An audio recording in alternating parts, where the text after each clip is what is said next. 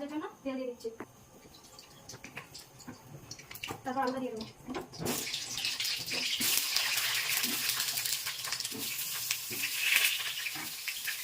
আলুর উপর দেবো নুন পরিমাণ মতো, তারপর হলুদ গুঁড়ো, আলুটা লাল লাল করে দেবো।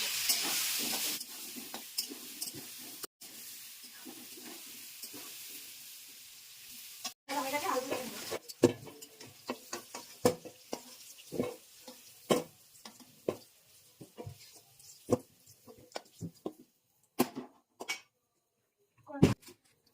এখানে তেজপাতা, লঙ্কা, দারচিনি, লবঙ্গ, এলাচ দিয়ে কিছুক্ষণ ভাজা করে নেব।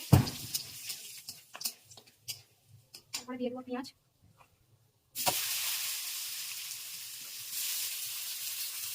পেঁয়াজটা ভালো করে লাল লাল করে দিয়ে দেবো। পেঁয়াজ ভাজা হয়ে গেছে, কাঁচা লঙ্কা দিয়ে দেবো, রসুন দিয়ে দেবো, আদা দিয়ে দেবো,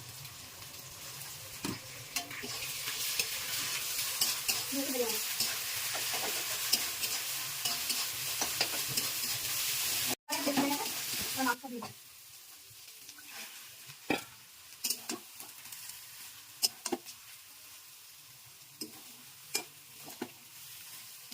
এখানে দিয়ে দেবো লবণ, পরিমাণ মতো লবণ দেবো,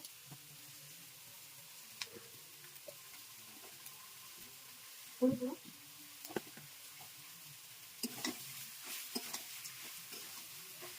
দিয়ে কিছুক্ষণ কষতে থাকবো। এখানে আমার মাংস কষা হয়ে গেছে, এবার বাটা লঙ্কা দেবো, এই কিছুক্ষণ কষতে থাকবো।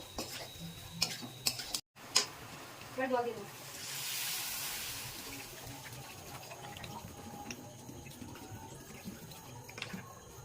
পরিমাণ মতন জল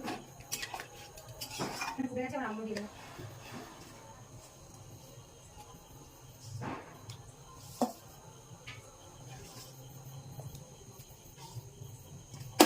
কিছুক্ষণের জন্য ঢাকা দিয়ে রেখে দেবো।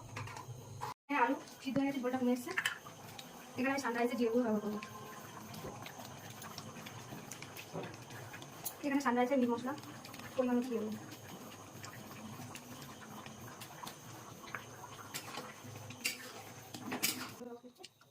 আপনারা চাইলে গুঁড়ো ব্যবহার করতে পারেন, দিয়ে 2 মিনিট ফুটিয়ে রাখবেন। 2 মিনিট হয়ে গেছে, আর নামাবো।